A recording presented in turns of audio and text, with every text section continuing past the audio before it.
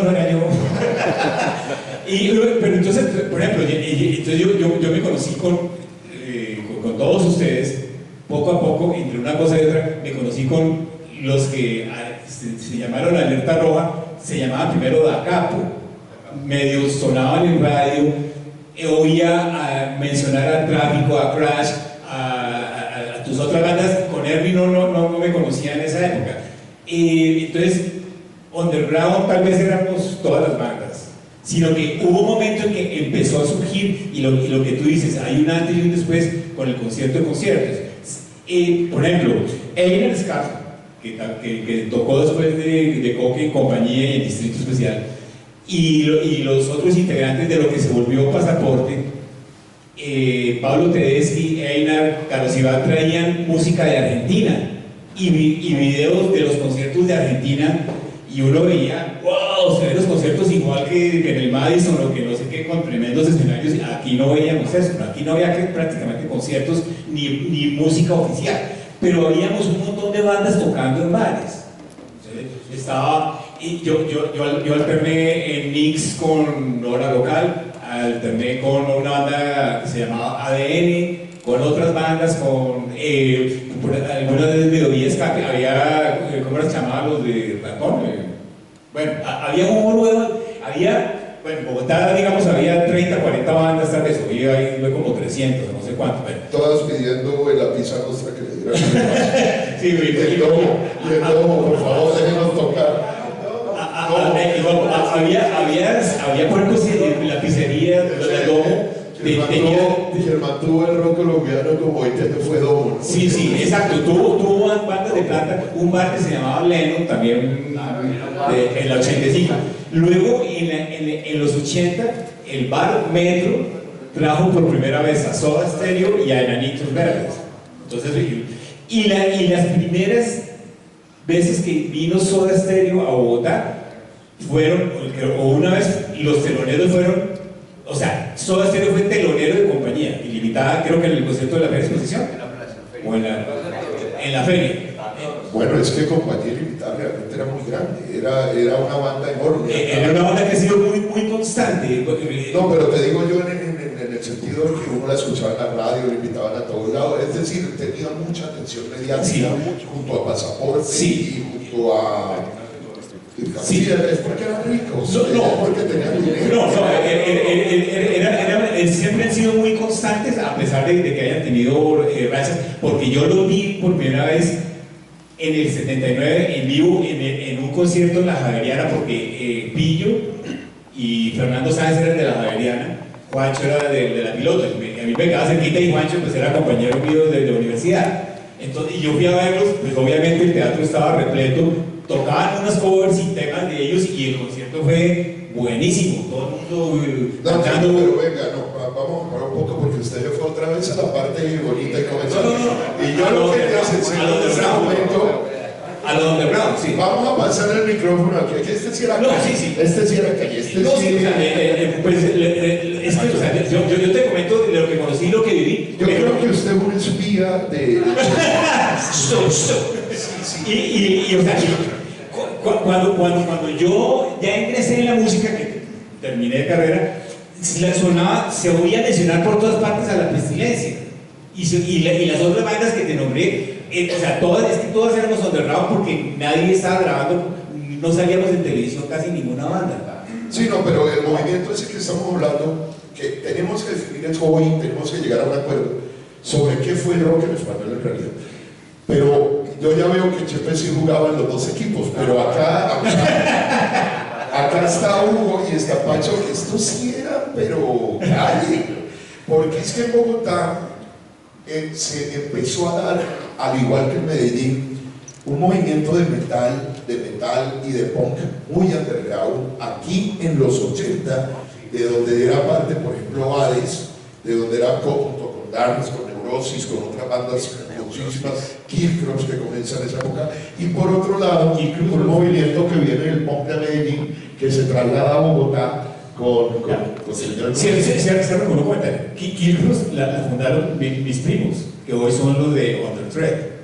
Donde Andrés es una parte. Y lo que pasa es que uno en los principios de los 80, Pacho y yo de mi casa no nos conocíamos y con Hugo no nos conocíamos. No, pero vos me sirvió a hablar con un gomero, ya sabes. Y ahora Pacho, cuéntame. Pacho. 80, ¿no? Pues, Primero que todo, saludo para todos. Mi nombre es Francisco Nieto. A ver, otro sobreviviente del rock nacional. Yo creo que lo primero que podría aclarar es que una cosa es ser underground y otra cosa es que los grupos que tocaban en bares pues no tenían grabaciones y de pronto no los veían, no tenían visibilidad, pero es diferente eso a ser underground. Nosotros, digamos que no teníamos contactos con nadie y nosotros arrancamos de cero. cuando dicen nosotros somos quienes. Bueno, voy a hablar del fenómeno que se formó en las casetas de la 19, donde llegábamos todos los desadaptados que no nos gustaba la música de la radio. Yo en esos años de colegio de los años 80, yo tuve la oportunidad de ir a ver las bandas de Ernie, lo vi con Crash, con Express y con otra banda que no han nombrado que se llama La Tribu 3. La Tribu 3. Tribu 3, sí, conocí. Excelente banda. Yo en esa época los veía, yo veía a Ernie y era como ver a un grupo extranjero. Yo realmente no tenía la intención de que yo fuera a ser músico también, porque pensaba que tenía que volver a nacer y ser otra clase de persona para tocar como ellos. Nosotros no teníamos ninguna formación musical, en mi caso por ejemplo, pero yo tenía la inquietud, era porque me gustaba oír la música y me gustaba el rock. Me gustó mucho porque mi hermano escuchaba esos discos en los años 70. Empecé a conciertos, mi hermano tenía por ejemplo el cassette de Cocoa, que era una grabación de un concierto.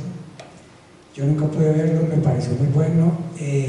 Después la banda que sí pude ver fue la banda de Morris, pero porque tuve la oportunidad de ir al barrio Pablo VI, que era donde había un movimiento como de juventudes, de locos, de gente corrida. Entonces ellos, Morris se subían a tocar en cualquier lado. Ellos se conectaban, me acuerdo, en una marquetería de una amiga, y se ponían a tocar y él los dejaba conectar y todo el mundo iba fumando y tomando. Morris hacía conciertos frente a la casa de él, todos los 31 de diciembre. Después, cuando yo ya armé La Pestilencia, Morris me invitó porque era mi primer grupo, y el cabrón de Héctor, que Héctor era una porquería, andaba con un Flowmaster para todo lado. Entonces vi un Renault blanco, un Renault 4 por ahí parqueado, De Morris. y escribió en la puerta Pestilencia. Y resultó que era el carro de la familia. Y no pudieron borrar el mamarracho, les tocó pintarla. Entonces Morris me dio unos cuantos años porque yo fue el que llevé a su camina allá. Una vez estaba Pacho tocando en la Nacional con La Pestilencia, le había prestado un amplificador y estaba frente. Pero es que bueno, imagínate la calidad en la nacional. Él tocando le había prestado un amplificador y dice,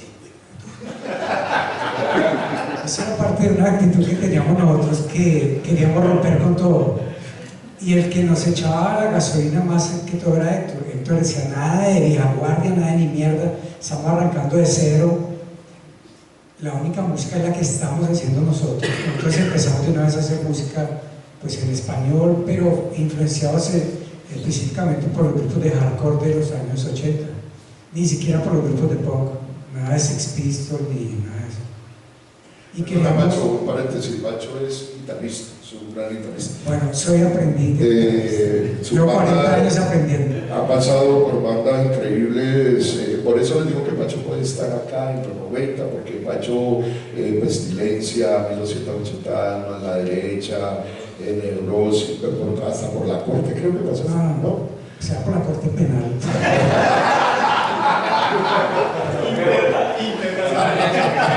Bueno, pues básicamente digamos que estamos haciendo una presentación. Yo lo que quería aclarar es que nosotros arrancamos muy desligados del otro movimiento, porque tengo que decir que a nosotros el rock en español nos pasó de lado. Total. Para mí, yo nunca quise ir al concierto de conciertos, Total. ni admiraba a los Enanitos Verdes, mucho menos a los Toreros Muertos, porque queríamos hacer otra cosa. Yo empecé oyendo Iron Maiden y a Black Sabbath, y recuerdo que una vez fui a una taberna y estaban tocando un grupo que se llamaba como los Beatles o algo así, y tocaba pura música de los Beatles. y eran unos, relativamente eran jóvenes, pero el tipo ponía un cancionero y empezaba a tocar unas canciones de los Beatles, y yo decía, "Jue puta, estamos en 1985, nosotros no tenemos una cultura de nosotros, porque estos tipos no le están cantando a esta pelada que está ahí, que está buena, o al que está borracho, o a las montañas de Bogotá. No tenemos una cultura de nosotros. ¿Cómo pueden haber un maestro tocando?" Yo respeto mucho a los que hoy en día hacen sus covers y sus tributos y eso, sobre todo los que vienen de la vieja guardia. Pero yo en esa época que oía Iron Maiden decía, ¿cómo puede ser que estos maestros no hagan canciones para nosotros que estamos acá pagando por verlos? Porque yo realmente no tenía la intención de ser músico, porque nunca tenía la posibilidad ni de aprender ni de comprar instrumentos. Entonces cuando ya nos metimos dijimos, nosotros vamos a romper con todo y vamos a hacer, como no nos conoce nadie, pues nos tendrán que escuchar. Y la primera gente que nos escuchaba nos decía, su música es inmunda, pero le suena el putas, y acaban al tiempo y están como de acuerdo todos. Entonces así empezamos de sitio en sitio, haciendo pues nuestra escena underground, y solo nos movíamos con los melómanos que iban a la disciplina. El Gilson y el Héctor eran guapísimos. No es que fuéramos un grupo de glam. No, tremendo, parece una agencia de modelos eso. No, pues Héctor. Pero mire, Pancho, De modelos en la modelo, ¿vale? La parada de Héctor, sí, la parada de Héctor estaba pero matadora, eso es rico. Pero entonces sí se confirma lo que estamos hablando. Vean, en Bogotá había 3 escenas diferentes en los 80, punto. Son 3 escenas muy identificables. Coque, pues yo no sé qué van a pensar, pero él terminó al final con Mauricio Pablo, digamos, eso es mal, Coque. Es que hay que comer. Ahí lo perdimos. Pero las 3 escenas muy identificables entonces. Pero viajó por Europa, toda América y parte de Asia con Mauricio Palado. Yo hice lo mismo traficando cocaína. Pónganle cuidado, esas 3 escenas son muy importantes porque era la primera vez que en Bogotá se estaba dando primero tantas bandas y segundo tantas escenas. Y por otro lado, yo no sé si meter dentro de esta misma escena la escena metalera, porque creo... Sí. Y porque es que También me suena las casetas.